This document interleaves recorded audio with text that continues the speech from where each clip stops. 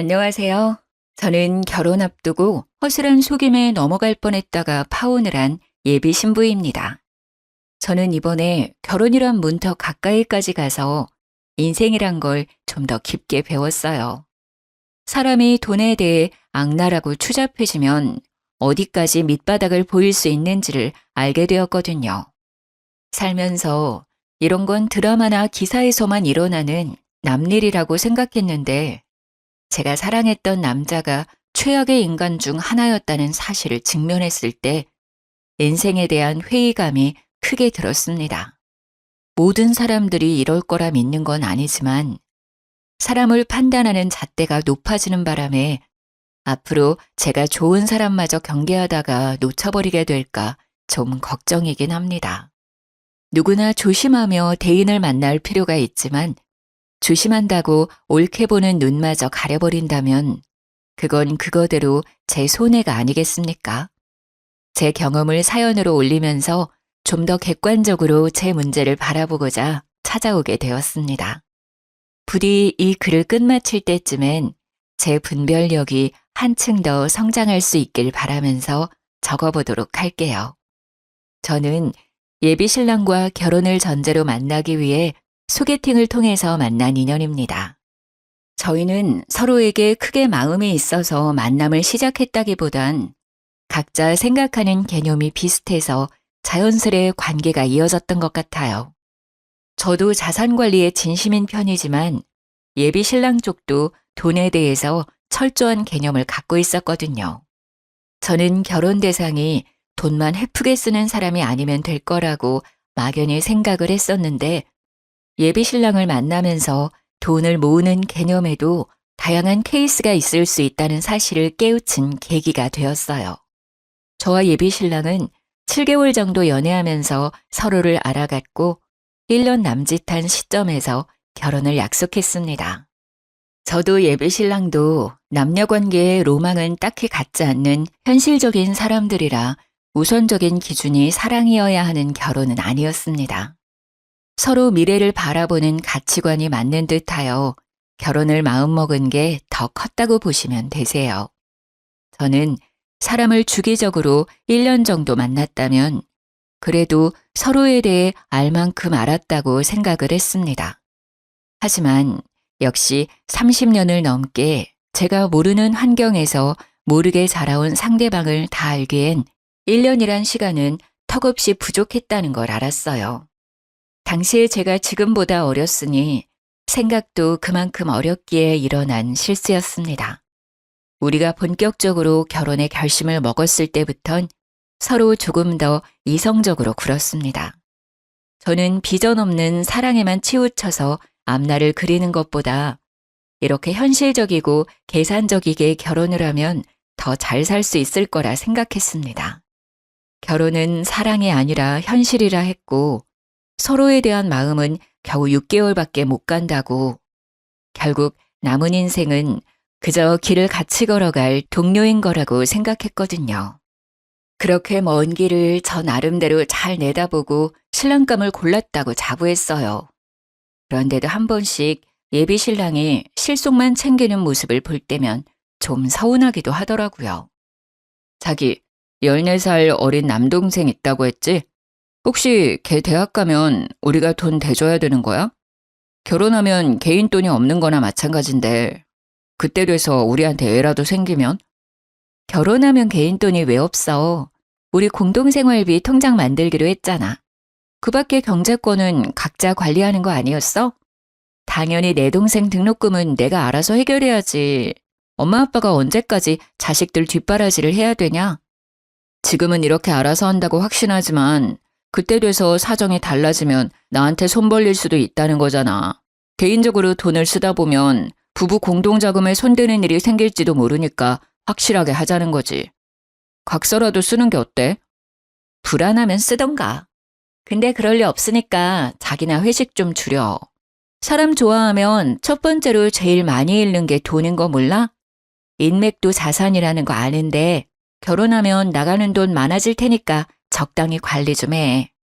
예비 신랑이 제 본가에 대해서 질문을 할 때면 저도 모르게 퉁명스럽게 답을 해버리더라고요. 그가 무슨 의도로 묻는 건지 알지만 그래도 마음 한구석에 서운한 건 어쩔 수 없는 여자의 감정인가 봐요. 실속 챙기는 거 좋고 저도 경제관념이 철저한 사람이 믿음직스러운데 다른 사람도 아니고 제 가족에게 돈 쓰는 것도 아까워하니 이 남자가 저를 여자로는 전혀 안 보는 것 같다는 생각이 들었어요. 물론 예비신랑 태도가 이해 안 되는 건 아니었습니다. 예비신랑은 외동이라서 형제 쪽으로 돈이 들어가거나 빌려줄 일이 없는 상황이긴 한데 그래서 우리 집에만 돈이 들어가면 더 자기 손해라고 생각하는 것 같더라고요. 저는 말 그대로 14살이나 어린 남동생이 있어요. 그런데 부모님이 그때까지 남동생에게 경제적 지원을 하기에는 건강에 무리가 갈지 모르잖아요. 해서 제가 부모님을 도와서 생활비를 보태고 있는 상황이었거든요. 그렇다고 제 수입이랑 여건에는 차질이 생길 정도가 아니었기 때문에 저는 괜찮았단 말이죠. 그렇게 집에다가 생활비를 대주더라도 저는 따로 모은 돈이 4억 5천 정도 있었어요. 나가는 돈만 있던 게 아니라 제 나름 목돈을 만들 정도의 수익은 벌고 있었다는 뜻입니다. 그런데 제가 예비신랑에게 서운함을 느낄 수밖에 없었던 건 저희가 결혼 전제로 만나는 거라서 각자 수익은 투명하게 공개를 했었거든요. 저는 제가 집안의 가장이나 다름없어서 나가는 돈이 꽤 되는데도 불구하고 큰 돈을 모았는데 정작 외동인 예비신랑은 시부모가 노후 준비되어 있는 상황이었고 저랑 동갑에 직장 연차도 더 높으면서 겨우 2억 8천 정도를 모은 상태라고 했습니다. 모은 것 자체는 당연히 대단하다 칭찬을 해줘야 할 부분인 거 알아요. 요즘처럼 물가 높은 마당에 주식이나 투자도 안 하고서 2억 넘게 모으기가 어디 쉽나요? 근데 이렇게 저는 예비신랑 여건을 이해해 주려 노력하는데 예비신랑은 유독 제 가족에게 나가는 돈을 벌써부터 우리 부부 돈이라 생각하면서 아까워하니까 저도 서운하다는 겁니다. 물론 예비신랑이 자기 입으로 직접 내 돈 나가는 게 아깝다고 말을 한 건 아니지만 그런 느낌이 어디 말로만 표출해야 눈에 보이는 건 아니잖아요. 제가 하는 고민은 예비신랑한테서 약간 내가 하면 괜찮고 남이 하면 안 되는 내로남불의 태도가 보인다는 게 불편했다는 거예요. 저는 나가는 돈이 많아도 정말 알뜰하게 관리하는 편이었는데 예비신랑은 수익이 좋은 사람이라 할지라도 그만큼 모이는 돈이 적었어요. 예비신랑이란 사람은 정말 다 좋은데 사람 만나는 걸 좀 즐기는 편이거든요. 예비신랑이 제 가족에게 돈 들어가는 걸 한마디씩 시비 걸 때면 저도 예비신랑의 인맥에 대해서 한 번씩 태클을 걸어줬어요. 근데 그것도 한두 번이지 제 성격상 남일에 크게 간섭하지 않아서 인맥까지는 자기 역량에 맞게 알아서 하라고 내버려두는 편이 더 많았습니다. 제가 목돈에 연연하는 건 아니에요. 돈을 모은다는 것이 쌓이는 결과도 중요하겠지만 저는 개인적으로 돈을 모으는 상대방의 마인드를 책임감과 연관지어서 보거든요. 저랑 예비신랑 둘 다 비전 있는 회사를 다니고 있는 중이었기 때문에 돈이야 착실하게 모으면 금방 쌓이는 것이니 액수가 큰 문제라고 보지 않았어요. 정말 다 좋은데 사람 만나는 곳에선 돈을 아끼지 않는 예비신랑의 마인드가 우리 관계에 대해선 책임감이 없는 것 같아서 그게 좀 신경 쓰였던 겁니다. 결혼 전제로 만나는 거니 어떻게 보면 남들보다 우리 가족이 예비신랑한테 더 중요하고 신경 써야 되는 인맥 아닌가요? 정작 예비 처가한테는 말만 가족이라고 하지 가족이라는 이유만으로 쉽게 돈을 발할 수 있으니 더 확실하게 선을 만들어야 한다고 했는데 그 발언이 한 번씩 저를 화나게 했어요. 처가댁은 노후 대비 어떻게 할 거야? 두 분 다 집에서 쉬고 계신다면서. 나중에 뭐 우리한테 손 벌리거나 얹혀 살겠다는 둥 그런 건 아니겠지? 뭐? 말을 해도 꼭 그렇게 서운하게 해야 돼? 내가 죽지 않는 이상 생활비를 계속 보내줄 거라서 우리한테 손 벌릴 일은 없는데 자기 말하는 게 좀 그렇다.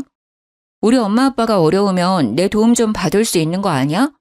내가 어머님 아버님 형편 어려워졌다는데 내 할 바 아니라고 하면 괜찮겠니? 아니, 그런 뜻이 아니잖아. 아무래도 우리 집은 나 빼면 엄마 아빠 이렇게 둘뿐인데 자기 집은 자기 빼고 세 식구잖아.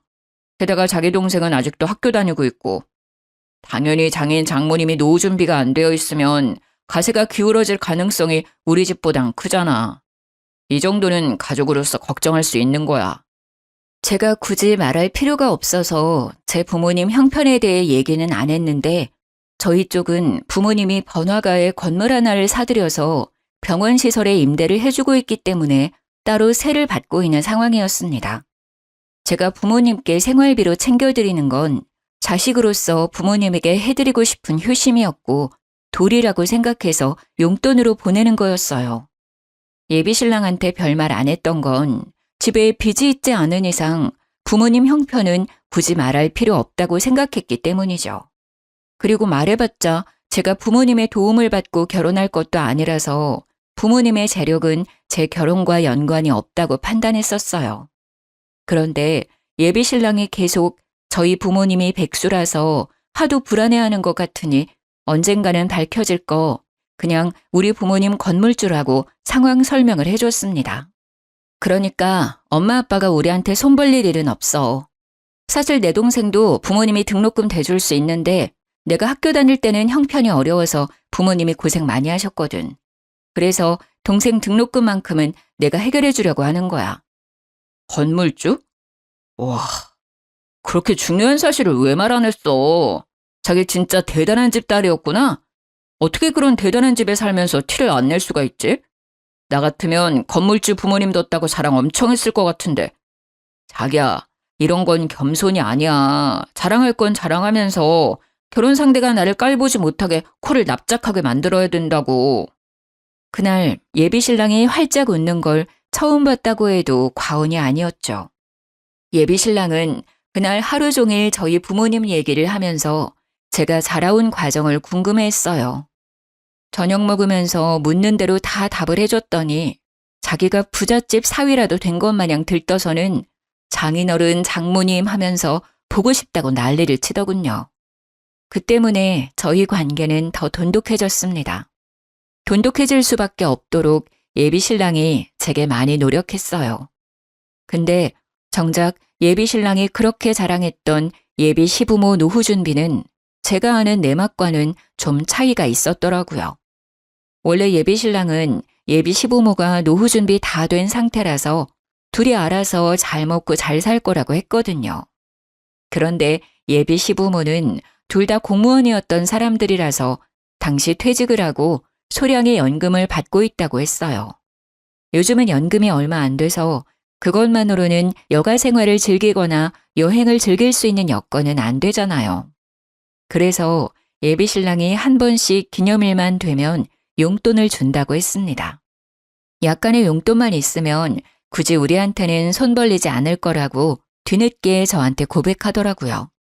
저는 예비신랑이 예비 시부모 노후에 대해 엄청 대단한 자산이라도 있는 것처럼 얘기를 하길래 아예 예비 시부모에게 터치 안 해도 되는 줄 알았습니다. 그런데 기념일마다 용돈을 주고 있었고 예비 시부모가 여행 가고 싶다고 하면 예비신랑이 돈을 보내줘야만 갈 수 있는 상황이라고 하더라고요. 그 말은 지금 우리가 결혼하면 어머님 아버님한테 계속 돈을 줘야 한다는 거네.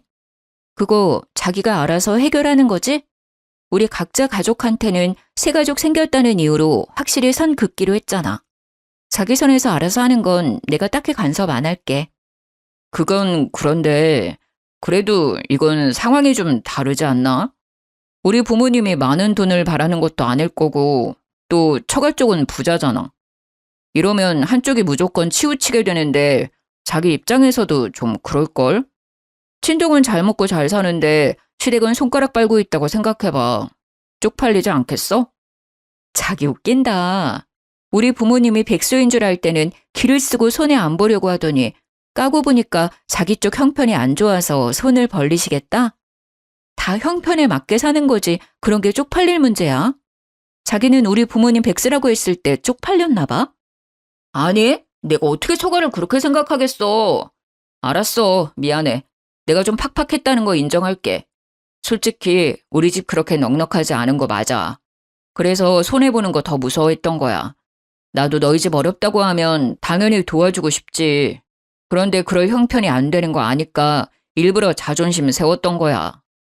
예비 신랑은 그제야 자기의 진심을 실토하면서 자존심을 내려놓았습니다. 그렇게까지 기죽은 채로 사과를 하니까 제가 오히려 더 미안하더라고요. 사실 이렇게까지 예비 신랑 기를 죽이고 고개 숙이게 만들 생각은 없었거든요. 예비 신랑의 이기적인 태도 때문에 순간 저까지 남을 짓누르며 머리 꼭대기에 서려고 했던 것 같아 반성을 하게 되었습니다. 그게 저희 사이의 고비였다면 고비라고 할 수 있었겠네요. 저희는 서로 경제관 차이에 대해 좀 더 진솔한 이야기를 한 뒤에야 결혼 날짜를 잡을 수 있었습니다. 그때만 해도 예비 신랑의 마지막 자존심까지 꺾어봤기 때문에 더 이상 예비 신랑과는 갈등이 없을 줄 알았어요. 예비 신랑이 돈 문제로 저한테 꼬리를 내렸으니 계산적인 행동을 심하게 하지 않을 거고 저희 가족에게 제 개인적인 돈이 들어가더라도 더는 아까워하지 않겠구나 확신을 했죠. 오히려 그렇게 예비 신랑의 밑바닥까지 속 시원하게 터놓으니까 사실 제 마음은 편했습니다. 그래서 결혼을 문제없이 진행하려고 했던 거예요. 예비 시댁에 인사를 하러 가려고 날짜를 잡은 뒤 더 나름 신경 써서 한우 세트를 준비했어요. 예비 신랑이랑 의논 안 하고 준비했던 거라 예비 신랑이 무척 좋아하더라고요. 긴장하는 제게 보나마나 자기 부모님이 저를 100점짜리 며느리라고 생각할 거라면서 들떠 있었습니다. 그게 예비 신랑이 제게 주는 위안이라고 생각했는데 예비 시부모는 진짜로 저를 보자마자 안아주면서 보고 싶었다고 살갑게 대해주셨어요. 솔직히 버선발로 뛰어올 정도로 좋아해 줄지는 몰랐습니다. 좀 당황스러웠지만 미움을 받는 것보단 100만 배 나은 대접이 아닙니까? 저는 그 뒤로 안심하면서 내숭 없이 인사를 드릴 수 있었어요. 이런저런 대화를 편하게 나누다 보니까 예비 신랑이 생각보다 저에 대해 많은 걸 얘기해 놨더라고요. 예비 신랑이 미리 언질을 했다길래 저는 그저 제 성격이나 됨됨이, 직업이랑 나이 정도만 말해놨을 거라고 생각을 했어요. 그런데 제 경제력까지 아주 세세하게 알려놨더라고요. 저뿐만이 아니라 저희 부모님 형편까지도요. 불쾌했다기보단 예비 신랑이랑 돈 때문에 잠깐 갈등이 있었다는 것까지 알고 계셔서 좀 당황스러웠습니다. 우리 아들이 워낙 효자라서 가족한테는 돈을 안 아끼는 녀석이거든요. 그래서 항상 돈에 대해 좀 예민했어요. 아마 아가씨 처지를 잘 모르고 서운한 소리를 했던 것 같은데 아들이 아가씨를 소홀하게 생각해서 그런 건 절대 아니니까 오해는 안 했으면 해요. 그럼요. 이미 얘기 끝난 일이라서 그 부분에 대해선 전혀 개의치 않고 있어요. 근데 저희끼리 사소하게 오간 다툼인 줄 알았는데 알고 계셔서 좀 당황스럽긴 하네요. 어머님 아버님한테 잘 보이고 싶었는데 이미지가 깎였겠어요. 이미지가 깎이긴 왜 깎여요? 얘기 들어보니까 참 꼼꼼하고 야무진 사람이던데. 나는 오히려 아들을 나무랐다니까요. 요즘 애들 돈 개념이 해퍼서 자기한테 투자하기 바쁘지 누가 부모한테 손 안 벌리려고 결혼 자금 미리 모아서 4억을 만들었겠어요. 그것도 나이 30대 초반밖에 안 된 사람이. 우리 아들이 무조건 잘못 판단한 거예요. 예비 시모는 자기 아들을 과하게 깎아내리면서 제 기분을 맞춰주려고 했어요. 처음에는 그저 저를 위한 배려라고만 생각했는데 듣다 보니까 그냥 제 편을 드는 느낌이더라고요.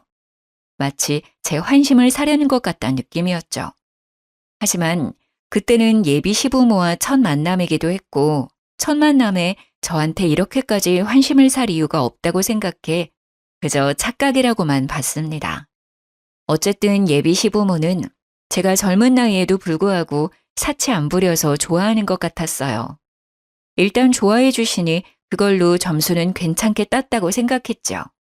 결혼을 한다면 시집살이는 크게 당하지 않겠구나 함부로 예측하기도 했습니다. 그래서 저도 그 뒤로 예비 시댁을 찾을 때면 예비 시부모에게 일찍부터 며느리 노릇을 잘했어요. 이미 저는 그 집에서 며느리 대접을 받고 있기도 했습니다. 예비 시모는 며느리가 생기면 하고 싶었던 일들이 많다면서 딸이 있었다면 좀 덜 했을 텐데 무뚝뚝한 아들만 있다 보니까 며느리를 너무 기다렸다고 하더라고요. 저를 보면서 딸이 생긴 것 같아 정감이 간다고 이것저것 다 해주고 싶다고도 하는 겁니다. 예비 시모의 마음이 너무 고마워서 저도 그런 애교 많은 예비 시모에게 살가운 며느리가 되어주고 싶었어요. 결혼 전부터 예비 시댁과 친해지면 저 또한 생활이 편할 테니까 예비 시모의 이런 친근함이 좋기만 했습니다. 그래서 그랬어요. 딸이랑 하고 싶었던 일이 있으면 나한테 다 말하라고 내가 같이 해주겠다고 말이죠. 그랬더니 예비 시모가 어찌나 좋아하던지 그 모습을 보니 저도 기분이 좋아서 예비 시모와 개인적으로 데이트 날을 잡았어요. 예비 시모한테 뭐 하고 싶었냐고 물었는데 막상 하고 싶은 건 잘 모르겠다고 하시더라고요. 그냥 저랑 더 가까워지고 싶어서 같이 놀러 나가고 싶었대요. 저더러 그냥 자기한테 보여주고 싶은 곳 있으면 데려가 달라고 하길래 제가 알아서 데이트 코스를 짰습니다. 원래는 주말마다 예비 신랑과 꼭 만남을 가졌는데 한날은 일부러 예비 신랑과의 약속을 취소하고 예비 시모와 단둘이 맛있는 걸 먹으러 간 적이 있었어요. 그렇게 저는 예비 신랑 만날 때보다 더 신경 써서 그날 하루를 준비했습니다. 그렇게 기분 좋은 마음으로 예비 시모를 만나서 대형 카페에 디저트를 먹으러 갔는데요. 희한하게 예비 시모가 내내 딴 생각을 하고 있는 것 같은 거예요. 저와의 대화에 집중하지 못하고 계속 주위를 둘러보거나 높은 건물들만 쳐다보길래 혹시 재미가 없냐고 슬쩍 물어봤습니다. 그 순간 저는 좀 당황스러운 말을 들었어요. 누구랑 같이 노는 건데 재미없을 리가 있겠니? 그냥 바깥 나들이 안 한 지 오래됐다 보니까 높은 건물이 많이 생긴 게 신기해서 자꾸 쳐다보게 되네. 어쩜 건물들이 이렇게 다 화려하다니? 이런 것들도 다 주인이 있겠지? 건물주들은 돈 못 벌어도 참 배부르겠다, 야. 알고 보니 예비 시모는 지나다니면서도 저랑 식사를 하거나 커피 한 잔을 하면서도 내내 건물만 보고 있었던 거였어요. 그 의도가 뭔지 처음엔 몰랐습니다. 그런데 예비 시모가 그 다음 말을 뒤잇는 순간 제가 생각해오던 예비 시모란 사람과 그 실체는 다를 수도 있겠다는 걸 처음으로 느꼈어요. 소영아, 사돈 쪽도 건물주라고 했지? 병원 시설에 임대 주고 있다면서 바깥 사돈 건물도 여기에 이런 것들처럼 큼직큼직하니? 달에 돈이 어느 정도 들어오는 거야? 사돈 어른들은 좋은 곳에서 두 발 뻗고 자겠구나. 너무 부럽다. 아, 저도 자세한 건 굳이 여쭤보지 않아서 잘 몰라요. 그래도 건물 있는 거랑 사는 건 별개 문제인 것 같더라고요. 저희 부모님 그냥 평범하게 살고 계세요. 연식 60년 된 아파트에서 살고 있는걸요. 물론 압구정에서 값비싼 아파트이고 80평에 살고 있긴 합니다. 하지만 그 부분은 굳이 말씀드리고 싶지가 않았어요. 저희 집 건물 얘기를 하면서 눈을 반짝거리는 예비 시모가 좀 낯설게 느껴졌거든요. 아이고, 어디 사는 게 뭐가 중요하니? 사돈이 그렇게 알뜰하니까 너도 그 장점을 쏙 빼닮았나 보구나. 사돈이 자식 하나도 너무 잘 키우셨어. 어떻게 노후 대비까지 그렇게 탄탄하게 해놨대? 나도 생각이 좀 트인 사람이었으면 건물 하나 사놨을 텐데. 혹시 사돈 건물이 어떤 건지 나도 좀 구경할 수 있을까? 저는 이때 아차 싶었습니다. 예비 시모가 저랑 놀고 싶어 했던 건 저와 가까워지기 위해서가 아니라 저희 부모님의 건물이 궁금해서였다는 걸 크게 알아챘어요. 그래서 저와 시간을 보내는 내내 건물만 쳐다보기 바빴고 제가 알아서 저희 부모님 건물 앞으로 데려가 주길 기다리고 있었던 것 같았습니다. 순간 당황해서 아무런 대답을 못했어요. 저도 모르게 표정 관리도 못했던 건지 예비 시모가 불편하면 굳이 안 그래도 된다며 한 발자국 양보하더군요. 못 보여줄 이유는 없으니까 예비 시모한테 구경시켜드리겠다고 말은 했는데 부모님의 건물까지 가는 내내 저는 예비 시모가 던지는 말에 전부 떨떠름하게 답했어요. 애교 많다고만 생각했던 예비 시모의 모습이 그 순간만큼은 무력에 눈이 먼 사람 같아서 정이 살짝 떨어졌거든요. 그렇게 도착한 건물 앞에서 예비 시모는 더욱더 가면을 벗었습니다. 사실을 듣기만 했을 때보다 직접 확인했을 때 더 큰 충격과 희열을 느끼지 않습니까? 예비 시모는 건물 앞에서 박수를 짝짝 치면서 진짜 높고 크다고 병원 시설이 몇 군데 들어있는지, 건물 주면 병원에서도 지인 할인 같은 게 있는지, 혹시 건물에 자리 하나 나면 자기 가게 하나 들여주면 안 되는지 말도 안 되는 질문들만 늘어놓았습니다. 제가 대답하기 곤란한 질문이기도 했어요. 그래서 저는 그날 거의 예비 시모에게 거짓말을 했습니다. 병원 건물이라서 개인적인 장사는 안 되고 건물주는 병원 관계자의 직계가족이 아니기 때문에 할인 같은 거 없다고. 그냥 건물을 갖고만 있는 거고 월세만 받는 거라 아무런 혜택이 없다고 말입니다. 물론 몇 개 대답은 얼추 사실이기도 해요. 건물주한테 병원 할인이 왜 들어가겠어요? 설령 된다고 하더라도 직계가족이 아닌 생판 남이 무슨 권리로 할인을 요구하나요? 어쩌면 건물에 자리 하나쯤은 아빠가 선의를 베풀어 한 자리 내어줄 수는 있겠죠. 하지만 공짜는 안 되죠. 저희 부모님도 건물에서 나오는 새로 먹고 사시는 분들인데요. 예비 시모가 바라는 건 지금 남이 차려놓은 밥상에 숟가락 하나 올리겠다는 심산인 거잖아요. 저 그런 사람들 싫어하거든요. 저희 부모님도 노력 없이 바라기만 하는 사람 혐오하고요. 그런데 그 싫은 짓을 예비 시모가 그날따라 주야장천 해대더라는 겁니다. 예비 시모가 묻는 것마다 제가 부정적인 대답을 늘어놓았더니 곧 실망하는 기색을 보이더라고요. 이것도 안 된다, 저것도 안 된다 하니까 자기 기대에 못 미쳤는지 한숨을 푹 쉬는 겁니다. 저는 그것도 웃기더라고요. 이 건물이 본인 재산이길 했나요? 아님 누가 재력을 누리게 해주겠다 약속이라도 했나요? 아니죠. 그저 그쪽 아들과 결혼을 하겠다는 건데요. 당최 예비 시모가 실망할 게 뭐 있는지 이해가 안 갔습니다.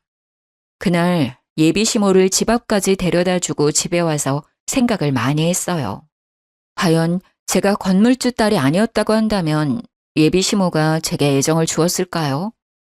돈 때문에 저를 며느리로서 좋아해 주는 것 같아서 그게 마음에 걸렸습니다. 그렇다고 예비 시모가 제게 큰 피해를 준 건 아니라서 예비 신랑한테 확신 있게 따질 수는 없었어요. 대신 저는 그날 처음으로 예비 신랑과의 결혼을 고민했었습니다. 겨우 돈 욕심 때문에 결혼을 포기하려고 하는 거냐고 묻는다면 네, 맞습니다. 맞다고 해야 할 것 같네요. 저희 부모님이 돈에 예민하기도 하고 공짜 좋아하는 사람들을 한심하고 게으르다고 믿고 있기 때문에 그 밑에서 자란 저 또한 그런 사람들을 위험하다고 보고 있거든요. 왠지 살다 보면 돈 때문에 예비 시댁과 부딪힐 것 같은 날이 꼭 올 거란 확신이 계속 들었어요. 예비 신랑과도 돈 때문에 약간의 갈등이 있었잖아요. 제가 건물주 딸이라는 걸 알고 나서는 예비 신랑도 저를 환대했고 배포도 넓어졌고요. 묘하게 예비 신랑 모습이 예비 시모와 닮아 있는 것 같다는 생각도 계속 들었어요. 아니나 다를까 제가 계속 고민하던 문제는 얼마 안가 확인할 수 있었는데요. 주말에 예비 신랑이랑 같이 차를 타고 펜션을 놀러 가고 있었는데요. 잠시 쉴 겸 휴게소에 들렀어요. 예비 신랑이 급하게 화장실을 다녀오느라 차에 휴대폰을 놓고 갔었죠. 그 타이밍에 휴대폰으로 예비 시모한테 전화가 오더라고요. 받을까 말까 하다가 2번 연속 전화가 오길래 한번 받아봤더니 예비 시모 하는 말이 아주 기가 막혔습니다.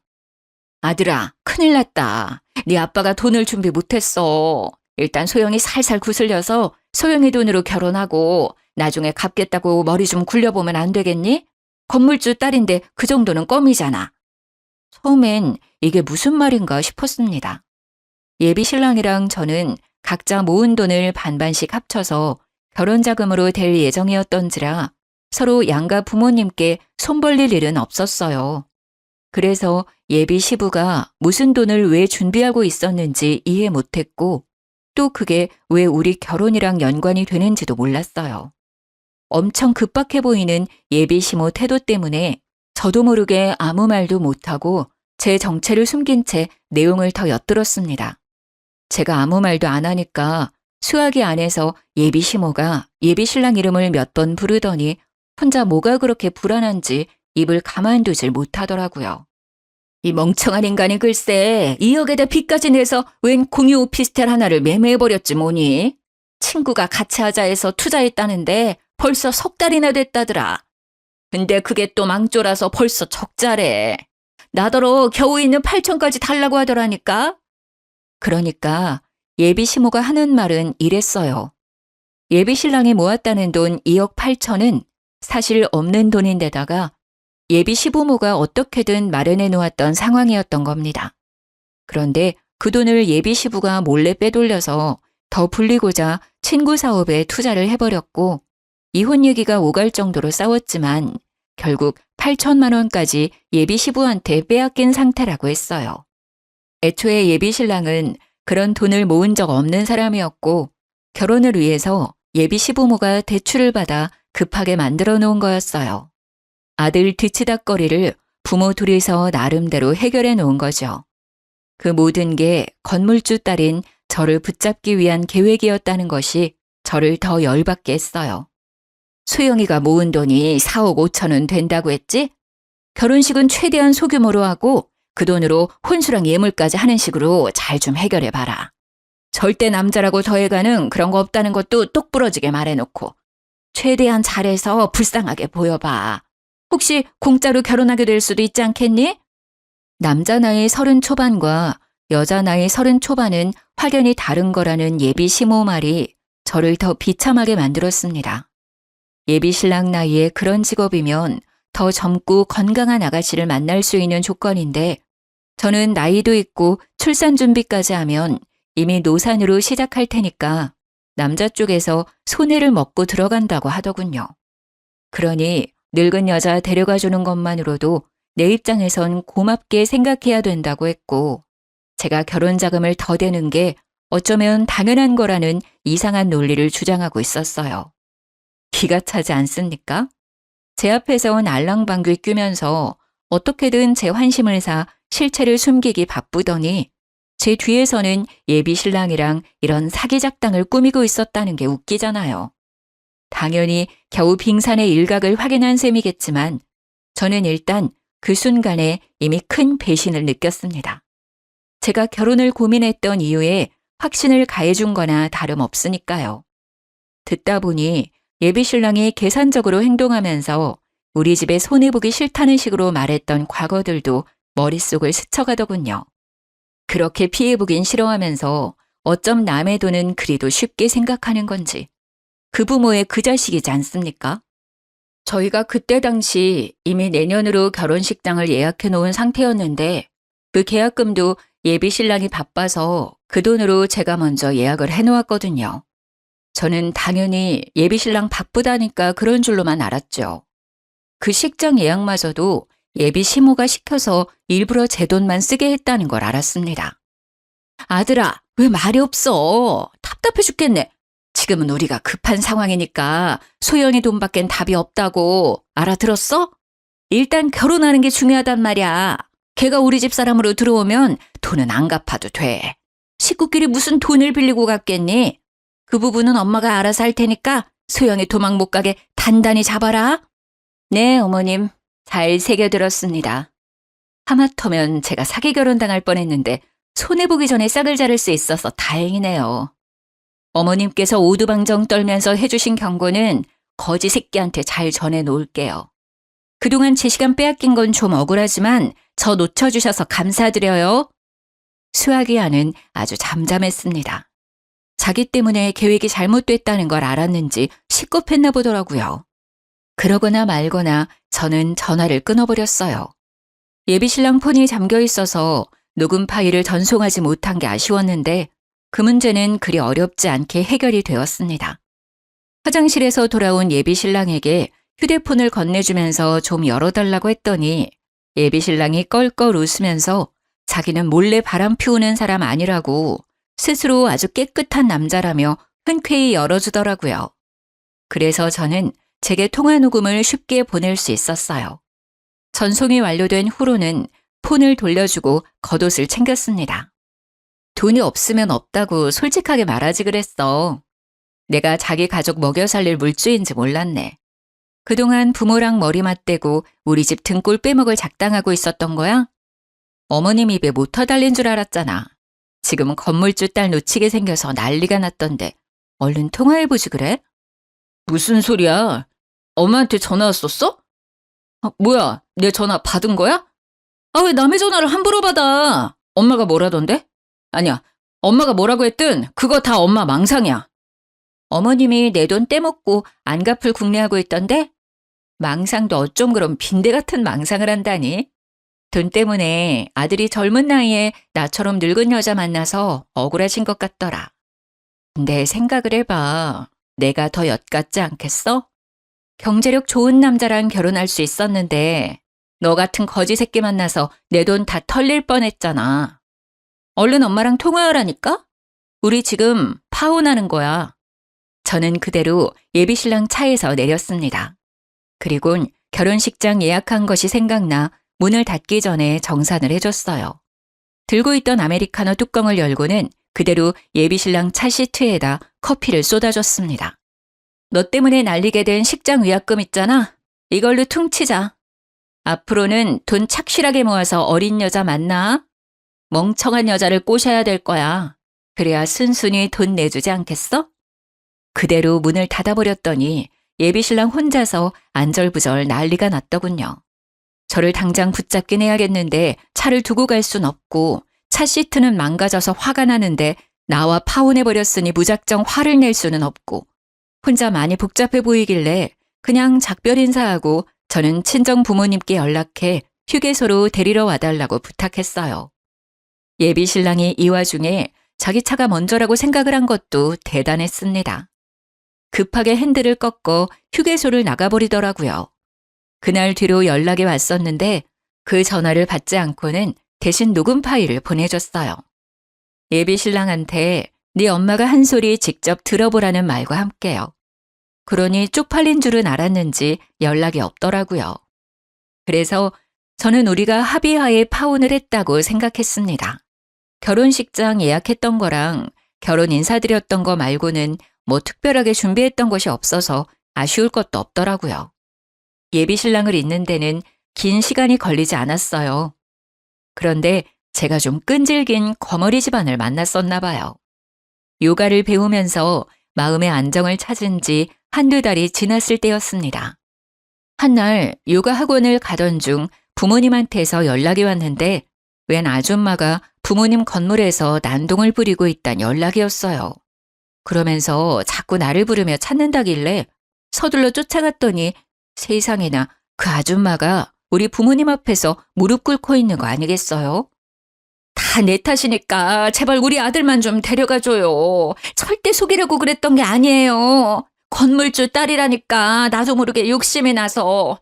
우리 애는 내가 시키는 대로만 했을 뿐이에요. 잘못 없으니까 제발 내 아들 좀 받아주세요, 사돈. 나도 사정을 다 들은 사람입니다. 그쪽에서 자기 아드님 아깝다고 우리 딸 돈 빼먹을 생각하지 않았어요? 그런데도 뻔뻔하게 받아달라 무릎을 꿇어요. 우리가 손해보는 장사인 게 눈에 보이는데 누가 아끼는 자식을 그런 집에 보낸답니까? 이미 우리 딸이 그쪽 아들 버린 걸로 알고 있어요. 남의 직장 와서 행패 부리지 말고 당장 돌아가세요. 큰소리치고 있는 부모님께 급하게 다가갔더니 그 여자가 저를 받고 그때부턴 저를 붙잡으며 생떼를 부렸습니다. 듣자 하니 예비 시부가 투자했던 친구 사업이 그 짧은 기간에 폭삭 망했더라고요. 적자만 생기고 수익은 세 발의 피도 안 된 수준이래요. 친구 사업은 결국 부도를 맞았고 친구 혼자 빚더미에서 도망치는 바람에 예비 시부가 그 빚을 떠안게 되었대요. 그래서 사채에 손 벌리기 전에 우리를 찾아온 듯 했습니다. 너희들 결혼하면 내가 차차 갚을게. 돈만 먼저 좀 빌려주면 안 되겠니? 지난번에 했던 통화는 신경 쓸 거 없다. 내가 나이 먹고 헛소리 짓거린 거야. 내가 너처럼 귀한 딸내미를 어떻게 등쳐먹겠어.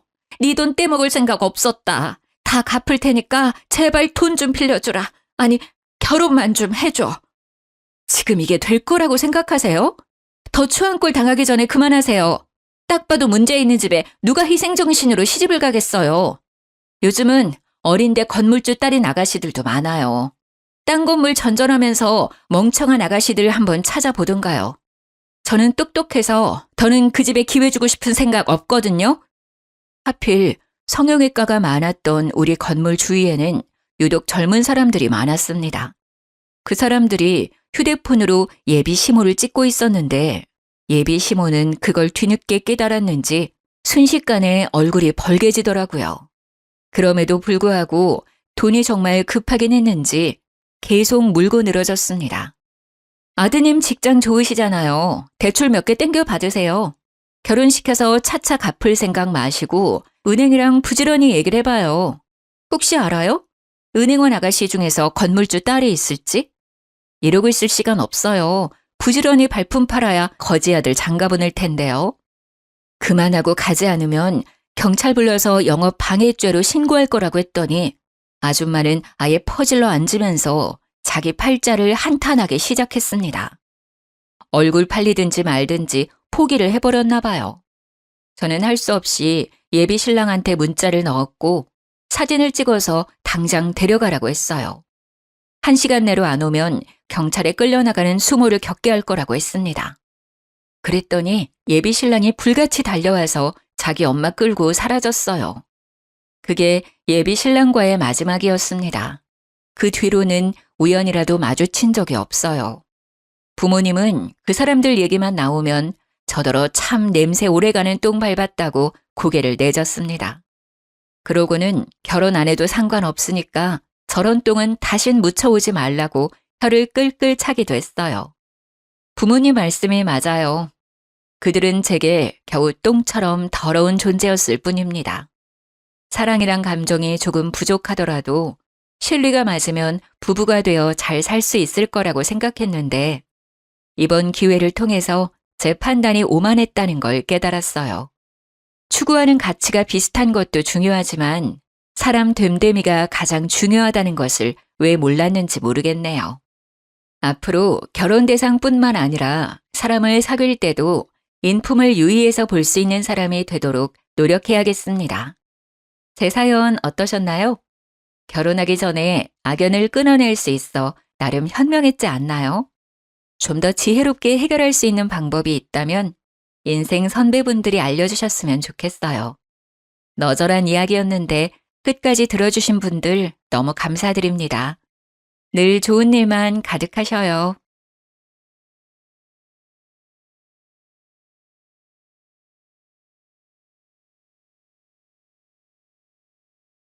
안녕하세요. 저는 30대 후반의 돌싱입니다. 사람의 인내심이란 모두 그 한계치가 다르다고 생각해요. 작은 것에도 바로 화를 내는 사람이 있는 반면 웬만한 일들은 모두 꾹꾹 참는 사람도 있잖아요. 저는 참을성이 굉장히 많은 사람이라고 남들이 이야기를 하더라고요. 남들에게는 그렇게 보이지만 정작 저는 참을성이 많다기보다는 굳이 크게 신경을 쓰지 않는다에 더 가까운 것 같아요. 수동적인 사람은 아니지만 조금 힘든 부탁을 받아도 왜 나한테 시키냐라는 생각보다는 성취감을 더 느끼는 편이거든요. 그런데 그런 저에게도 참을 수 없는 일이 있더라고요. 그리고 그 일 때문에 저는 이혼을 하게 됐고요. 10년이 넘는 결혼 생활을 뚝 잘라버린 건 아깝다고 생각할 수도 있겠지만 저에게는 속 시원한 일이었어요. 이혼 전에는 저도 어디에나 있는 며느리였어요. 옷가게에서 일하는 남편과 회사원으로 일하는 저는 맞벌이 부부였고 애는 초등학생 아들 하나에 4살 딸이 하나 있었어요. 그리고 남편은 삼형제 중 둘째였죠. 시부와 이혼한 시모는 시골에서 혼자 살고 있었어요. 그런 시모를 챙기는 건 언제나 제 몫이었어요. 솔직히 차로 2시간 거리라 오고 가기 힘들었지만 남들 챙기는 건 다 챙겼어요. 명절, 생일, 특별한 날, 그리고 매달 한 번씩 내려가서 일을 도와드리곤 했죠. 솔직히 새 며느리 중에 저만큼 한 사람도 없었어요. 손이의 형님은 이때쯤엔 이혼을 한 상태였고 손아래의 동서는 저보다 더 멀리 떨어져 있었거든요. 책임감 같은 건 아니었고 그냥 상황이 그렇게 됐고 저도 그런 일들을 나쁘게 생각하지는 않았어요. 친정엄마가 필요할 때 부르는 것처럼 시모도 필요하니까 부른다 싶었거든요. 시부라도 있었으면 또 달랐겠지만 혼자 있는 걸 아니까요. 그리고 그런 시모는 매우 성급한 사람이었죠. 뭐든 시키고 보자는 식인데 정작 제대로 알려주지도 않고 시키려고 하니 꼭 나중에 탈나게 만드는 사람요. 게다가 인식이 아주 옛날 사람이라는 것도 있었어요. 며느리들 고생하는 건 당연하다고 생각하는 점이요. 편하게 앉아 있는 꼴을 못 본다고 해야 하나요? 추석 명절에 새 며느리가 전 부쳐놓고 준비 다 해놓고 믹스 커피라도 한잔 할라 치면 꼭 그 이야기를 하는 거예요. 앉아 있을 시간이 있으면 나가서 밭이라도 가꿔라. 여자 셋 모여서 할 일 없이 노닥거리는 게 웬 말이냐? 호시절이야 호시절. 어디 며느리가 시모 앞에서 노닥거리며 쉬는 꼴을 보여? 이런 시모의 말투와 행동을 못 버틴 게 첫째 형님이었죠. 시모가 가장 자주 불렀고 마치 식모처럼 부렸다고 하더라고요. 형님의 말로는 우리 집에서 키우는 가축한테도 그렇게 못할 거야. 라더군요. 저도 전에 들은 바라 그게 어떤 건지 몰랐지만 형님이 이혼하고 나서 그 말의 뜻을 이해할 수 있었어요. 시모는 마치 저를 고용된 직원처럼 부려먹더라고요. 아니, 직원이면 편의를 봐주기나 하죠. 이건 뭐 편의조차 없는 일방적인 명령, 화냄, 질책의 연속이랄까요? 솔직히 이때쯤에는 형님의 마음이 100번, 1000번 이해가 가고도 남았어요. 집이 멀어도 시모의 부름은 멈추지 않았죠. 결국 주말마다 저를 부르기 시작하더라고요. 갈 때마다 청소와 밭일을 시키는데 가지 못한다고 하면 그 주 내내 남편을 닥달하는 거예요. 그러면 또 제가 보다 못해 가야 하는 거고요.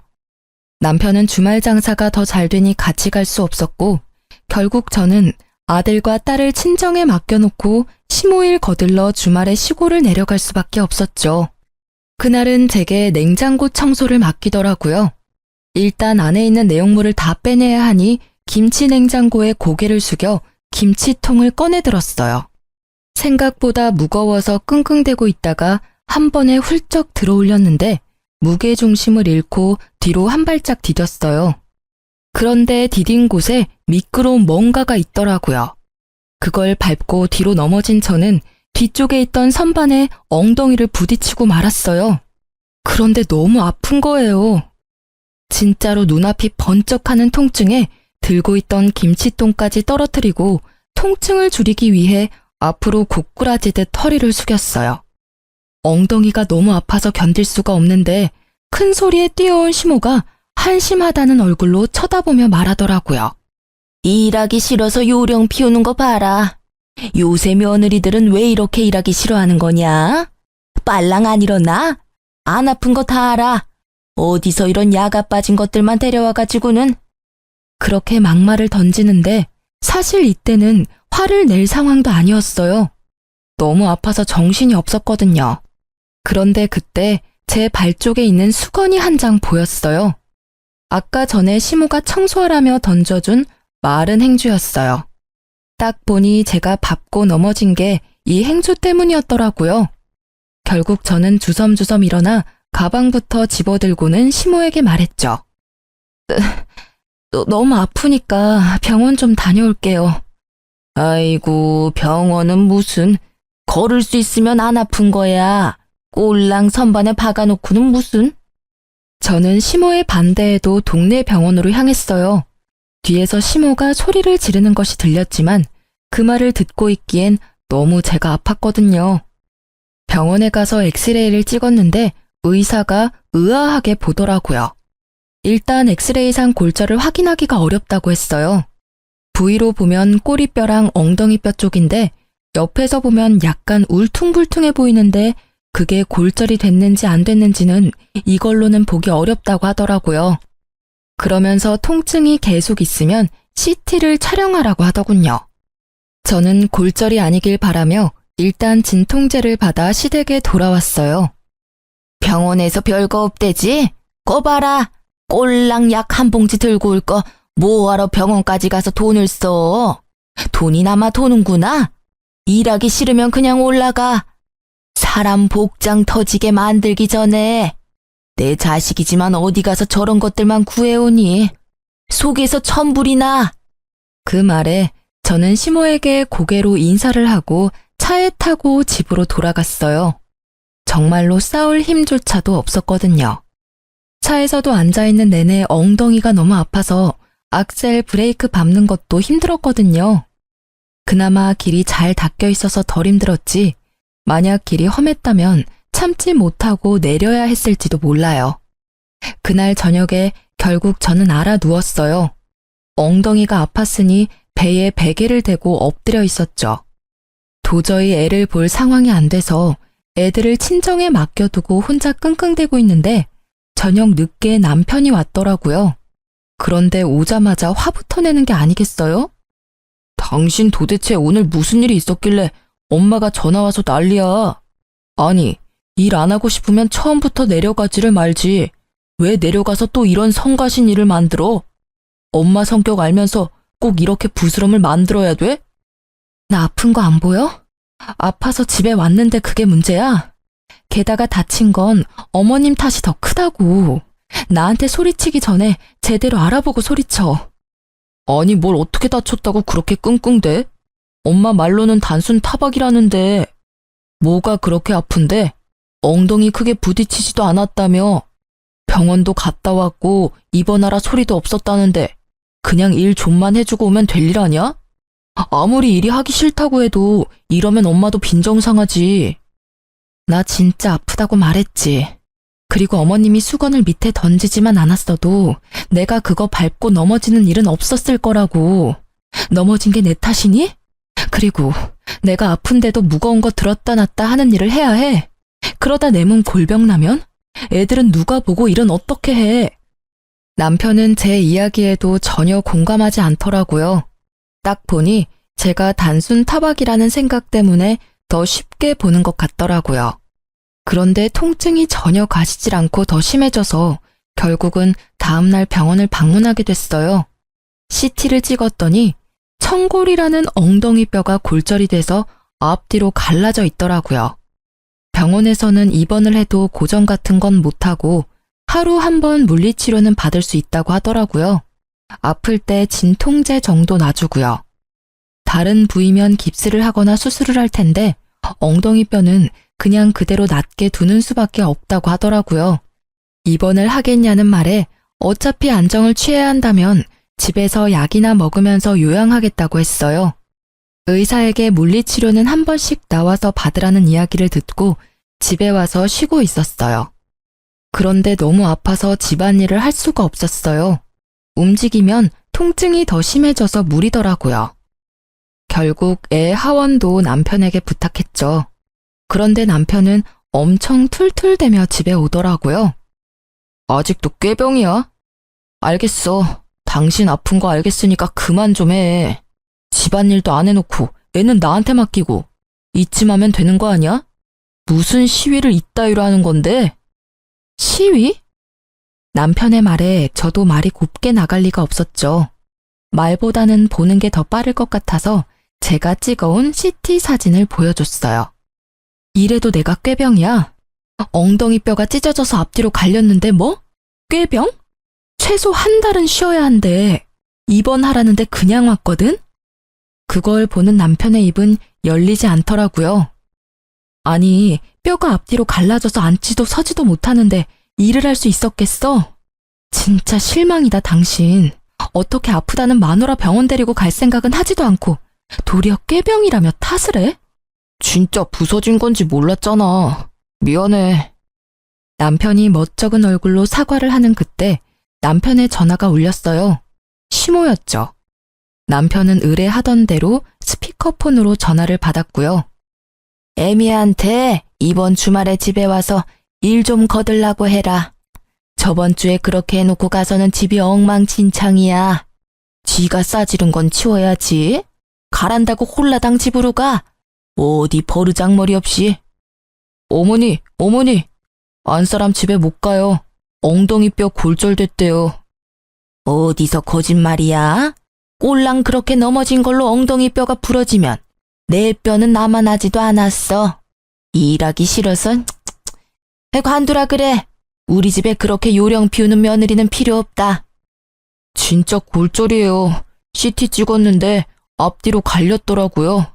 그러니까 어머니, 당분간은 이 사람 말고 다른 며느리 부르세요. 남편의 간곡한 말에도 시모는 의심이 되는지 다음날 집에 왔더라고요.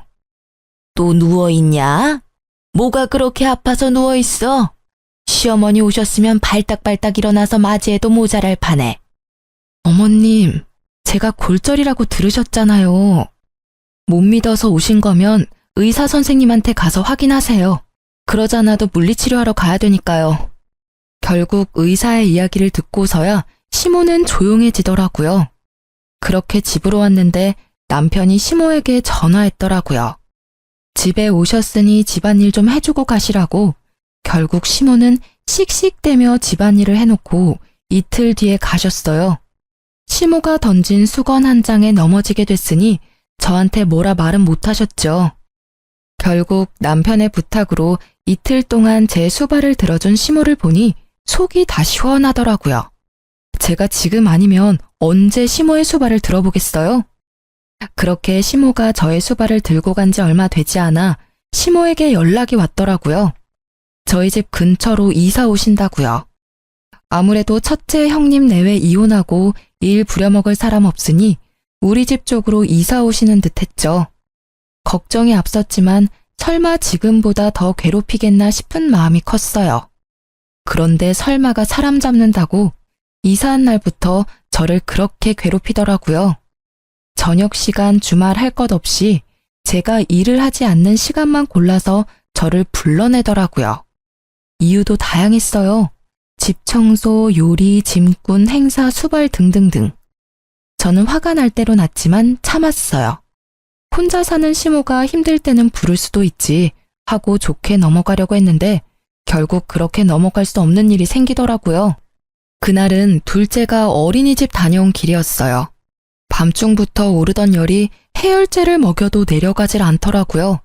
결국 다음날 꼭두 새벽부터 줄을 서서 소아과를 갔는데 결과는 폐렴소견. 결국 어쩔 수 없이 입원을 해야 했어요. 애가 어리니 제가 애 옆에 있어줘야 하잖아요. 그런데 초등학생 저학년인 아들을 혼자 둘 수는 없잖아요. 그래서 결국 가까이 있는 시모에게 연락했어요. 친정은 시댁보다는 멀고 애 학교 보내기에도 힘든 것 같아서 시모를 찾았는데 그게 나중에 저를 후회하게 만들 줄 이때는 진짜 생각지도 못했어요. 솔직히 시모가 손주를 나쁘게 할 리 있겠어요? 잘해주면 잘해줬겠지 하는 마음이었는데 일단 둘째 먼저 입원시켜놓고 남편에게 잠시 같이 있어달라 했어요. 집에 와서 첫째를 시모에게 맡겨놓고 집에 돌아와 저는 둘째 입원을 위한 짐을 싸기 시작했어요. 한창 다 싸고 이제 일어나려는데 현관문 소리가 들리더라고요. 고개를 내밀어 보니 첫째가 들어오고 있더라고요. 저는 당황해서 아이에게 무슨 일인지 물었는데 할머니가 집에 가라고 했다고만 하더라고요. 택시 태워서 보냈다는데 이게 뭔가 싶어서 시모에게 전화부터 했죠. 어머님, 첫째가 집에 왔는데 혹시 집안에 무슨 일 있으세요? 그럼 말을 하시지. 어떻게 애 혼자 택시 태워서 보낼 수 있어요? 택시라도 태워보낸 거면 다행으로 생각해야 되는 거 아니냐? 그리고 너 생각이 모자라도 어쩜 그리 모자라니? 둘째가 폐렴이면 첫째도 폐렴에 걸렸을 수도 있잖아. 늙은 노인 혼자 사는데 폐렴 걸린 애를 데려다 놓고 나 폐렴 걸려서 입원하면 어쩌려고 애를 여기다 맡겨? 몰상식한 짓도 정도껏 해야지. 이제까지 시모 일은 나 몰라라 하더니 지들 힘들 때는 애나 맡기고 말이야. 어머님, 첫째는 이미 검사했는데 폐렴이 아니래요. 폐렴도 아닌 애를 맡아주시는 게 그렇게 힘드세요? 아님 병원 말을 못 믿으시는 거예요? 난 다 못 믿어. 괜찮다고 했다가 나중에 진짜 폐렴이면 어쩔 거야? 나 죽는 꼴이 그렇게 빨리 보고 싶니? 아예 나 죽으라고 고사라도 지내지 그래. 그 막말에 제가 할 수 있는 말은 없었어요. 말이 통해야 말을 하죠. 하지만 머리통에 연기가 날 만큼 화가 나긴 했어요. 저를 괴롭히는 건 참을 수 있어도 내 자식 괴롭히는 건 못 참겠더라고요. 저는 결국 아무 말 없이 시모 전화를 끊었어요. 그리고 남편에게 바로 전화했죠. 어머님이 첫째 돌려보냈어. 어머님 도움 못 받게 생겼으니까 자기가 시간 좀 내. 뭐? 왜 애를 안 봐주신대? 혼자 사는 늙은이 폐렴 걸리게 만드는 며느리라며 아주 난리도 아니셨거든? 아직 초등학교 저학년인 애를 택시 태워서 홀라당 집에 보내셨더라. 기도 안 차서 정말. 그러니까 당신이 퇴근 후에 둘째 병간호해. 결국 남편과 저는 번갈아 가며 두 아이를 케어하게 됐죠. 남편은 낮에 일을 하는 동안 첫째는 학교와 학원으로 시간을 보내고 저는 둘째 병간호를 했어요.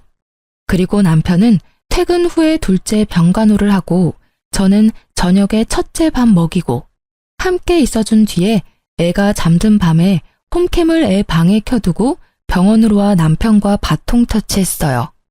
진짜 피말리는 날들이었어요. 그런데 주말이 되니 첫째가 아침부터 쭉 혼자잖아요. 남편은 주말이 바쁘고 주말은 지나야 둘째는 퇴원이고 결국 남편이 시모에게 재차 부탁해서 애 밥만 챙겨주라고 했어요. 남편과 제가 없는 점심 식사만요. 그렇게 주말이 잘 지나가나 했는데 오후 4시쯤 전화가 왔어요. 첫째한테서요. 엄마, 나 배고파. 집에 먹을 거 없어? 응? 점심 많이 안 먹었어? 집에 사놓은 건 없는데. 혹시 엄마가 배달시켜줄까? 응. 알았어. 엄마가 분식 시켜줄게. 근데 점심 맛이 없었어? 엄마가 너 좋아하는 반찬 많이 해놓고 왔는데? 몰라. 할머니가 밥 안 주고 빵 하나랑 우유 하나 주고 가셨는데. 뭐? 식사를 안 챙겨주셨다고? 냉장고에 반찬 가득 넣어놨는데? 그거 안 차려주셨어? 몰라. 난 방 안에 있었어.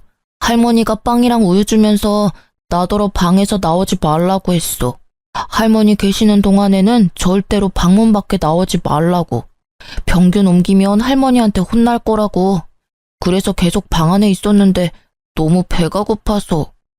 할머니가 너한테 진짜 그렇게 이야기했어? 저는 경악을 금치 못했어요. 세상에 어느 할머니가 친손주를 병균 취급을 해요? 열받은 저는 남편에게 전화했죠. 당신 어머님 좀 어떻게 해봐. 왜 그러시는 거야 정말? 왜 또 무슨 일인데 일하는데 전화를 해? 웬만하면 집에 가서 하자, 응? 집에 오면 이야기할 시간이라도 있어? 내일도 어머님 우리 집에 오실 건데 애를 병균 취급하면서 방에서 나오지도 못하게 했다고. 여보, 유난 떨지 마. 애가 과장되게 말하는 거겠지. 엄마가 설마 그럴 리가 없잖아. 당신은 당신 엄마를 너무 몰라. 그렇게 하고도 남을 사람이거든? 지금 당장 둘째 병원 앞으로 와. 지금 일하는데 어떻게 가냐고. 말이 되는 소리를 해. 애가 아파서 병원에 입원했는데 왜 일을 못 봐줘? 당신 혼자 일하는 거 아니잖아. 다른 일에는 다른 직원한테 부탁해서 잘도 빠져나오더니 애 아플 때는 왜 못해? 결국 제 말에 남편은 투덜거리며 병원까지 왔더라고요. 저는 그 길로 집으로 갔어요. 첫째 아들이 덩그러니 거실에 앉아서 TV를 보고 있더라고요. 괜찮은가 싶은 마음도 잠시 아들이 몰래 눈물을 훔치더라고요. 아들, 울었어? 왜 울어? 엄마가 여기까지 왔잖아. 뚝해, 응? 엄마, 할머니가 나더러 병균 덩어리래. 엄마한테 전화했다고 나한테 뭐라고 했어. 호로 자식? 근데 그게 무슨 뜻이야? 그건 나쁜 말이야. 할머니들이 가끔씩 쓰는 말인데 너는 몰라도 되는 말이야. 그리고 또 뭐라고 하셨는데? 나한테 싸가지 없는 건 엄마 닮았다고 했어. 근데 싸가지는 뭐야? 부글부글 끓어오르는 속을 꾸역꾸역 눌러 담으며 최대한 아들에게 상냥하게 말했어요. 그런 말도 있는데 나쁜 말이야. 그 말도 기억에서 얼른 지워. 그리고 애탁해서 꼴도 보기 싫대. 애탁?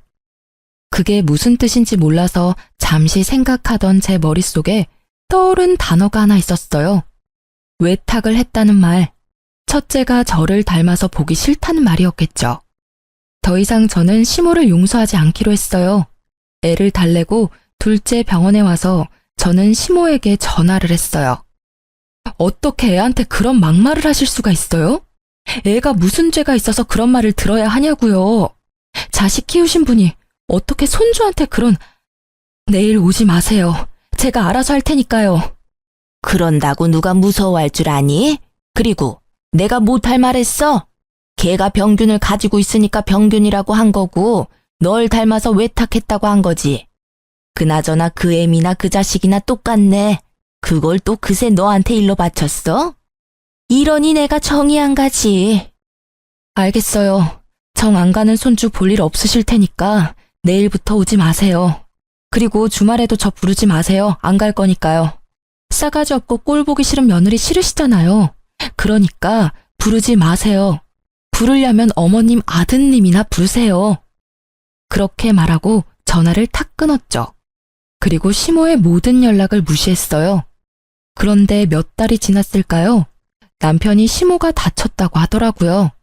계단에서 내려오다가 발목 뼈가 골절이 됐다고 하더라고요. 입원하라는 거 안 하고 집에서 있는다길래 저는 기회다 싶었어요. 남편이 좀 가달라고 하길래 알겠다고 하고 시댁에 내려갔어요. 그리고 제가 뭘 했는지 아세요? 아무것도 안 했어요. 시모가 밥을 차리라는데도 밥 안 차리고 혼자 사온 거 먹고 시모가 화를 내는데도 들은 척 하지도 않았어요. 결국 시모가 열이 받아서 저에게 소리를 꽥 지르더라고요. 너 뭐하러 왔어? 내가 아파서 아무것도 못하는데 여기 와서 나 염장 지르려고 왔냐? 복창 터지게 만들 일 있어? 어머님, 그래서 밥 드시라고 빵 드렸잖아요. 맛있게 드세요. 저희 아들한테도 그렇게 하셨잖아요. 그대로 해주고 있는데 뭐가 그렇게 화가 나세요? 싫으시면 그냥 다른 며느리 부르세요. 내가 못 부를 줄 아냐? 너 이러는 거 내가 아들한테 다 이야기할 거야. 너네 이혼하도록 만들어줄 거라고. 이 나쁜 것. 어디서 이런 짓을 해? 아픈 사람을 데리고? 마음대로 하세요. 어차피 첫째 며느리는 어머님 성화에 못 이겨서 이미 이혼했고 막내 며느리도 척치고 살고 계시잖아요. 아들 셋에 두 며느리가 담을 쌓았는데 곧 저도 담 쌓고 지내게 생겼네요. 제 말에도 시모는 당당한 표정으로 남편에게 전화를 걸더라고요. 스피커폰으로요. 예, 너 이리 와라. 네 마누라 어떻게 좀 해. 나 아파서 수발 들러와 놓고는 꼴랑 빵 한 쪼가리 주고는 밥 먹으란다. 어디서 이런 미친 것을 데려왔어? 아, 진짜. 와이프 좀 바꿔줘봐요. 바꿀 필요 없어. 나 다 듣고 있으니까 할 이야기 있으면 해. 당신 도대체 거기까지 왜 간 거야? 갔으면 엄마 수발 좀 잘 들어줘. 왜 매번 이렇게 싸우는데? 이거 당신한테도 문제 있는 거라고. 그리고 엄마가 좀 떽떽거렸다고 당신까지 똑같이 굴면 어떡해? 윗사람한테 그렇게까지 하는 거 아니야. 그래, 당신도 똑같네. 그 어미의 그 자식이라더니. 내가 내 자식이랑 닮은 것처럼 당신도 당신 어머님이랑 닮은 건 당연하겠지. 나는 당신 엄마보다 내 자식이 더 소중하거든? 그래서 내 새끼 그렇게 만든 사람 용서 못해. 그리고 어머님도 나 어차피 용서 안 하실 것 같으니까 그냥 우리 이혼하자. 우리 애한테는 이런 할머니는 필요 없는 것 같으니까. 이혼하자고 이야기하면 벌벌 떨 줄 알았니? 차라리 잘 됐어. 야, 나도 이런 며느리 필요 없으니까 얼른 이혼해라. 꼴도 보기 싫은 것. 어디서 당당하게 머리 쳐들고 있어? 그 꼴을 보니 첫째 형님이 이혼했을 때가 생각나더라고요. 방귀 낀 놈이 성낸다고 딱 그 꼴이잖아요. 제 탓으로 자식들 이혼하게 만든 거 생각도 못하고. 이혼을 선언한 후 저는 애들 둘과 함께 친정으로 돌아왔어요. 남편과의 집은 반씩 부담해서 마련한 거였기에 남편에게는 시세의 반을 돌려달라고 말했어요. 남편은 싫다고 하더라고요. 그래서 이혼 소송으로 재산 분할하겠다고 말했죠. 그리고 양육권, 친권 모조리 제가 가져온다고 했어요. 시모의 행동으로는 애들이 상처받을 게 뻔하니까요. 애들 물건까지 싹 다 들고 나온 것을 확인한 남편이 그제야 제가 진심이란 걸 깨달은 모양이더라고요. 이혼하잔 말이 겁주려고 내뱉은 말이 아니란 걸 이제 알았나 봐요.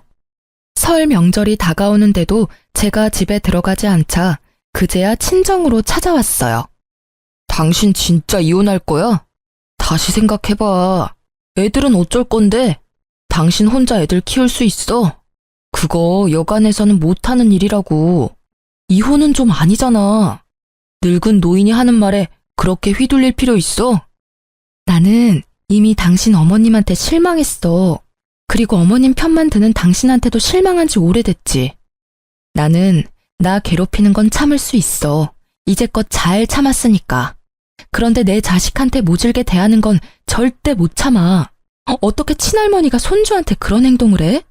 그런 말을 어떻게 하느냐고. 그거야 어머니가 잘못했지. 그래도 그걸 굳이 곧대로 받아들이는 것도 좀. 내가 받아들여야 하는 거였으면 흘려들었겠지.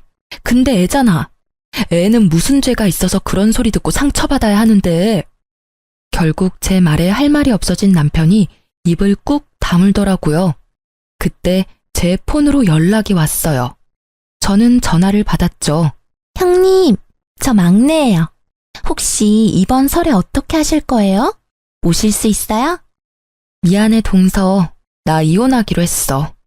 이제 그 집안 사람 아니니까 설에 내려가는 건 알아서 결정해야 될 것 같아. 어머님이랑 무슨 일 있으셨죠? 저 진짜 미치겠어요. 형님이 없으니까 저한테 매일같이 전화 오셔서 며느리 잘못 봤다면서 늙은 노모 모시지도 않는다고 난리를 치시느라. 동서한테만 그러면 다행일 거야. 나는 진짜 우리 첫째한테 한 거 생각하면. 저도 이제 연락 끊어야 할까 봐요. 저번에 혹시나 싶어 한번 시골 갔는데 아침부터 저녁까지 일을 시키는데 밥도 제대로 안 주시는 거 있죠?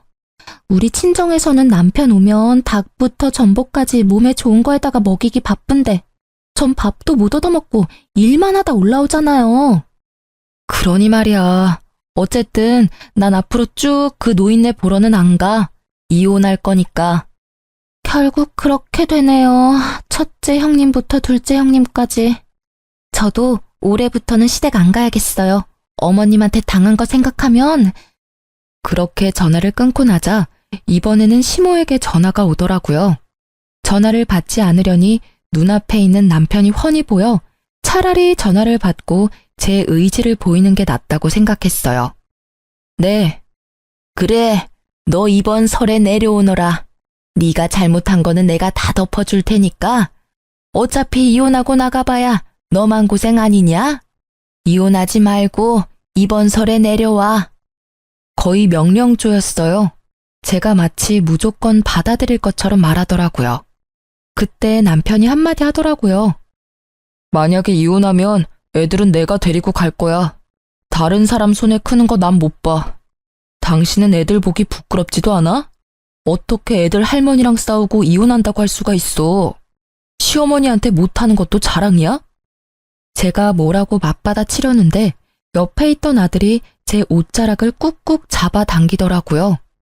애 앞에서 이렇게 싸울 일이 아니라고 생각하면서 첫째를 달래려던 그때 첫째가 한마디 하더라고요. 아빠랑 엄마랑 헤어지면 나 아빠 따라가야 해. 아빠 바쁘면 나 또 할머니랑 있어야 하는데. 나 할머니 집에 보낼 거면 나는 아빠랑 같이 안 살고 싶어. 그 말에 남편은 꿀먹은 벙어리가 됐죠. 전화를 통해서 첫째의 이야기를 듣고 있던 시모는 노발대발하며 소리 지르더라고요. 이 싸가지 없는 놈. 며느리 네가 애를 저렇게 싸가지 없는 놈으로 키웠어. 어디 어른 앞에 두고 못하는 말이 없어? 애한테 소리 지르지 마세요. 아들, 외할머니 방에 가 있어. 애를 안방으로 보내놓고 제가 남편에게 말했어요. 애들 마음에 얼마나 상처가 컸는지 이제 알겠지? 당신도 눈이 있고 귀가 있으면 이제 그만 좀 잘 살펴보라고. 저 작은 애도 제 할머니 집에 안 가려고 난리잖아. 저 애 데려가서 행복하게 키울 자신 있어? 애가 벌써 불행한데. 미안한데 나 이혼 번복 안 해. 그리고 애도 못 데려갈 거야. 애 데리고 가겠다고 하면 끝까지 싸울 거니까. 결국 제 말에 남편은 집으로 돌아갔죠.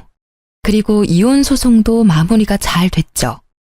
제가 시모에게 당한 일들로 인해 제게 좀 유리하게 됐어요. 게다가 당연히 애들 친권과 양육권도 제가 가져왔고요. 그런데 이혼 후 동서에게 연락을 받았어요. 형님, 잘 지내세요? 저도 이혼하게 됐어요. 어머님이 하나뿐인 며느리 감싸줄 줄 알았는데 더 부려먹으시더라고요. 게다가 조금이라도 바른 소리 할라치면 두 형님들 욕을 하면서 저한테 똑같은 년이라고 막말을 하시는데 어떻게 그걸 당하고 사셨나 몰라요. 남편에게 이야기했더니 엄마가 원래 그런 성격인 걸 어쩌냐네요. 참나. 내 편 들어줬으면 시댁이랑 인연 끊고 남편이랑 잘 살아보려 했는데 세상 일 제 맘대로 되는 게 하나도 없더라고요. 그리고 혹시 아세요? 고부 갈등으로 이혼하는 거면 시모한테 위자료 청구도 된대요. 전 제가 당한 일 다 증거 모아서 위자료도 청구했어요. 동서의 말에 저는 웃을 수밖에 없었어요. 형제 셋이 나란히 시모를 이유로 이혼하게 된 것이 너무 웃기더라고요. 결국 돈까지 뜯기고 며느리들은 모두 이혼하는 상황이 되니 지금은 더 이상 삼형제 중 그 누구도 시댁에 들리지 않는다더군요. 참 꽃이다 했어요. 이혼 후에 저는 친정과 가까운 곳에 자리 잡고 애를 키우고 있었어요. 친정 부모님의 도움을 많이 받았어요. 애들은 친정엄마와의 사이에 애착이 잘 형성되었던 터라 부모님에게 뭔가 해드리고 싶은 마음으로 여행을 갔어요. 그런데 여행지에서 돌아오다가 엄마가 돌뿌리에 걸려 넘어져 대퇴골 골절로 요양병원에 단기 입원하게 됐어요. 3달간의 치료가 끝나면 집으로 다시 모셔가려고 했죠. 친정엄마 입원 후 2달 동안은 매일같이 친정엄마를 보러 갔어요. 그리고 매주 주말에는 오빠 내외와 함께 애들 둘을 데리고 함께 병문안을 갔죠. 그렇게 퇴원을 2주 앞두고 주말에 가족 다 같이 엄마 면회를 가던 날이었어요. 병실에 들어가다가 저는 깜짝 놀라 멈췄어요. 그 방에 전 시모가 앉아있는 게 아니겠어요?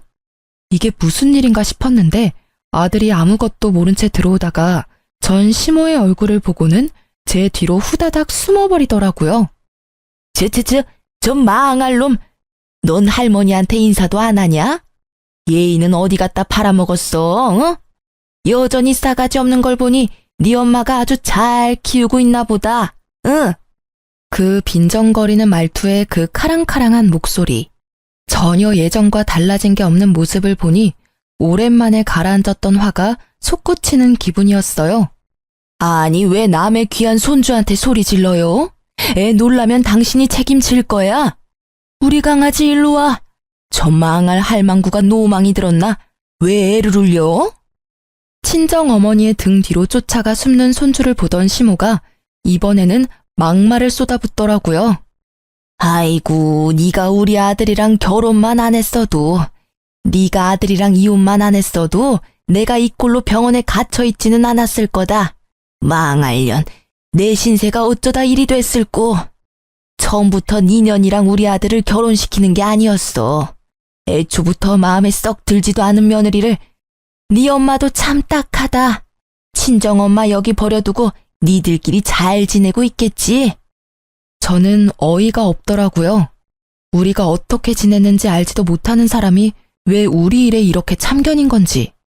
제가 한마디 하려는데 갑자기 옆 침대 아줌마가 먼저 말을 하더라고요. 아니, 언제 봤다고 할머니네 가족을 욕해요? 이만큼 화목한 가족도 없는데. 노인네가 노망이 들어도 한참 들었구만. 다른 사람들이 다 그런 짓 해도 이 집 사람들은 그럴 리 없어요. 이렇게 알뜰살뜰 엄마를 보살피고 간병하는 것도 힘든 일인데 제 집 팔아서 친정엄마 집을 다니게 쉽게 고쳐주는 건 더 힘든 일이지. 세상에 이런 딸 있으면 소원이 없겠구만. 그렇지. 나는 아들 하나 있었으면 이런 며느리 하나 얻고 싶구만. 이런 며느리 있으면 내가 늙어 죽을 때까지 마음고생 안 해도 될 사람이라고. 매번 올 때마다 생판남인 우리까지 챙겨주는 사람이 세상에 어디 흔할까? 이렇게 말하는 분들은 모두 엄마와 같은 병실의 환자분들이셨어요. 6인실을 같이 쓰시는 분들인데 매번 맛있는 과일이나 음식 사와서 같이 나눠 먹었더니 다들 저희한테 무척 잘해주셨거든요. 아무것도 모르는 것들이 껴들긴 왜 껴들어? 어린 놈의 새끼도 저 여우 같은 년도 다 똑같이 싸가지 없는 나쁜 년놈들이라고. 저것들 때문에 내가 여기 갇혔지. 내 모를 줄 알고? 저는 이혼 후에 그쪽 가족분들과 연락한 적 단 한 번도 없어요. 그러니 여기 와 계시는 것도 그쪽 가족분들의 생각이시겠죠. 엄한 사람한테 누명 씌우지 마시고 애한테 욕도 하지 마세요. 저희는 이제 엄연히 남이라고요. 이런 식으로 욕하고 소리치면 저희도 참지 않을 거예요? 안 참으면 어떡할 건데? 그런다고 내가 무서워할 줄 아냐? 너, 네가 여전히 내 아들 조종하는 거 내가 모를 줄 알아? 여기서 꺼내. 나 여기서 꺼내주란 말이야. 제가 왜 그런 짓을 해요? 그 사람 본 적도 한참 전인데 말이 되는 소리를 하시라고요. 이러니 며느리가 셋이나 도망가죠. 그리고 자식들도 돌보고 싶겠어요? 본인한테 물으세요. 어머니가 하신 행동이 지금 이 상황을 만든 거니까. 이혼한 지 도대체 얼마나 지났다고 생각하세요? 이미 완전 남남이라고요, 남남. 결국 빈정상한 우리는 2주가 남았지만 같이 있을 수 없다는 생각에 퇴원수속을 밟기로 했어요. 그런데 퇴원수속 밟는데 전 남편이 들어오더라고요. 서로 깜짝 놀랐죠. 당신 어머니 들어오신 지 며칠 되지도 않는데 퇴원해? 우리 때문이라면 걱정 마. 지금 퇴원수속 밟고 있으니까. 그런 거 아니야. 병원에서 폭력성 있는 노인은 안 된다고 하는 바람에 다른 곳으로 옮기는 거야. 아, 같은 병실에 있는 할머니 한 분을 밀쳐서 넘어뜨렸더라고. 참 여전하시네. 사람 변하기 힘들다고 하지만 며느리가 셋이나 떨어져 나갔는데도 전혀 바뀐 게 없으셔. 우리도 그것 때문에 힘들어 죽겠어. 당신한테는 참 못할 짓 했지. 그리고 그걸 이제야 알아차린 것도 미안하고. 이제야 알아차린 거야? 당신도 참 늦다. 어떻게 이런 사태를 여태껏 모를 수가 있어? 그래도 이렇게 알아차린 것도 다행이지. 당신이 당신 엄마 편들 때 모습을 생각하면 이런 결과는 참 놀랄만한 일이긴 해. 큰형이 재혼하려는 문제 때문에 알게 됐어, 우리도. 형 재혼하려고 여자 데리고 왔는데 그 형수님 될 분도 예전 형수님처럼 엄청 부려먹으려고 하셨나 봐.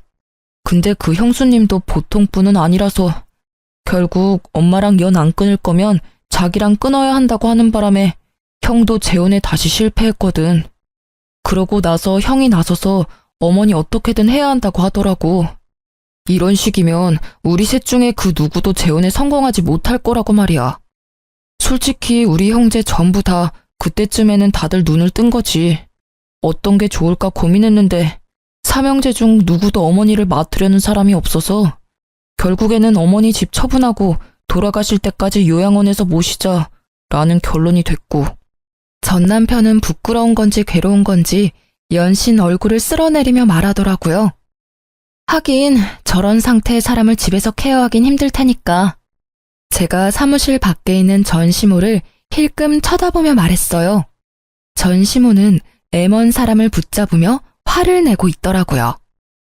전화도 안 받고 병문안 한 번도 안 오던 놈. 네가 자식이야? 나 집에 갈란다. 집으로 보내줘. 왜 나를 여기다 처박아 놓냐고.